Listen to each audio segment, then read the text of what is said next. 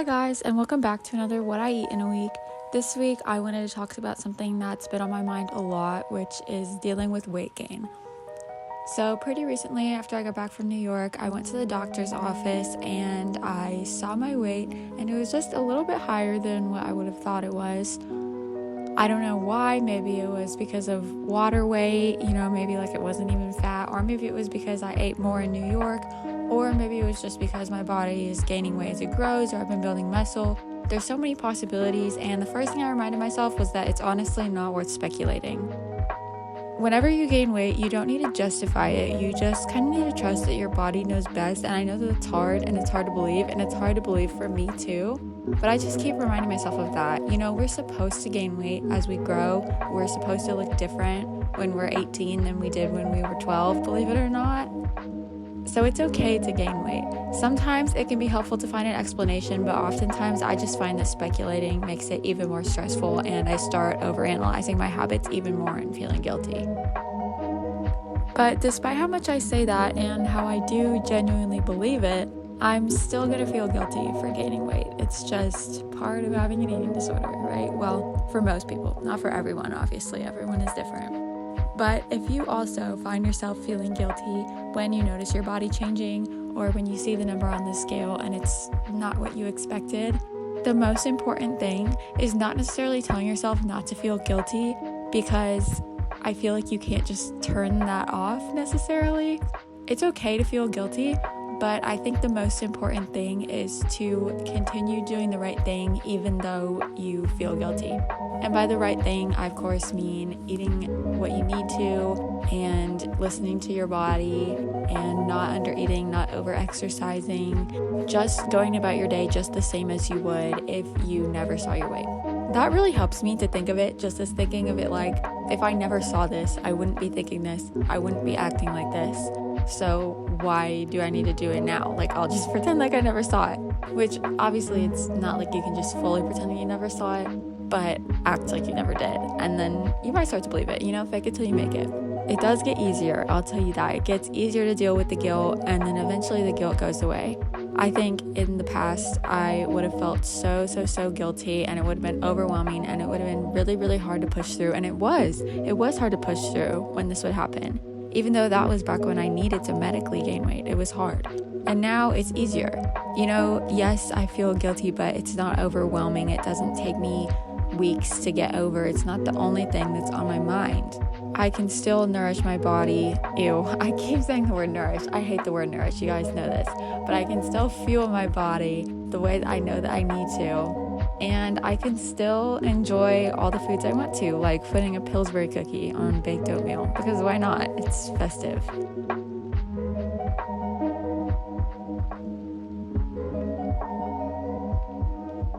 I think sometimes after you're dealing with weight gain or something else that could be a potential trigger for you, it's important to be extra vigilant of your eating habits, but not necessarily in the way that you would think, or in the way that your mind would tell you to be. I'm not telling you to go download an app and start counting your calories. I'm telling you to make sure that you're not doing that, and make sure that your mind is not tricking you into any other ways of tracking. So if you find yourself, starting to, I want to go vegan when you weren't vegan before, or, I want to start lifting more when you weren't lifting that often before, maybe that's coming from a good place, but maybe it's not. And sometimes it can be hard to tell. So you just kind of need to be extra vigilant of those thoughts and make sure that all of your intentions are in the right place.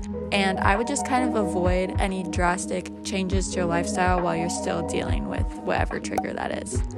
I hope you guys can use me as a good example. As you can see, over this weekend, I ate a lot of good food. I had a great weekend. We got Thai food on Friday, which we got a lot. It's super good. I decided to switch it up from my usual order this time, but I think I'm just going to stick with my usual because it was good, but nothing can beat it. We got ice cream. We get ice cream at least once a week, usually twice. And overall, I just had a great weekend. And I wouldn't have been able to do that if I was restricting myself and only focusing on how much I was eating and things like that. And, while I was a little more vigilant of the food than usual, just in my head, because it was on my mind. It wasn't consuming my thoughts like it would have if I had been restricting myself.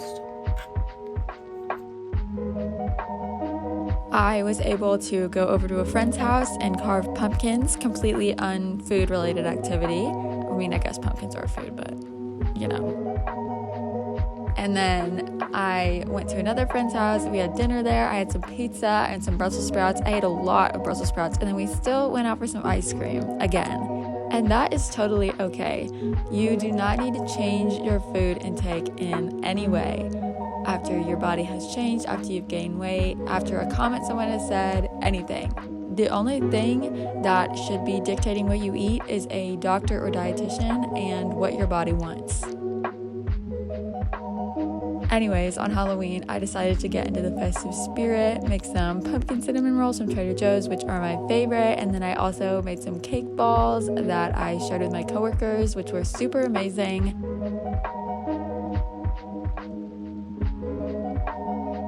They're also like the easiest thing ever. It's literally just like boxed cake mix, and you crumble it up and put like icing, which I also got store-bought because I was so lazy. Then you just dip it in chocolate, top it with some sprinkles. It's literally the best, but people love it. I love it anyways.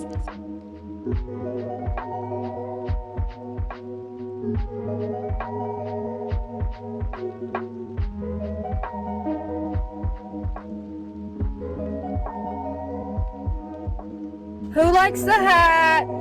No criticism is allowed. If you don't like it, I don't want to hear any words from you. But I know everyone likes it, so it doesn't matter. I feel really generous bringing my coworkers these cake balls that they're probably not going to eat because no one ever eats the stuff that people bring in.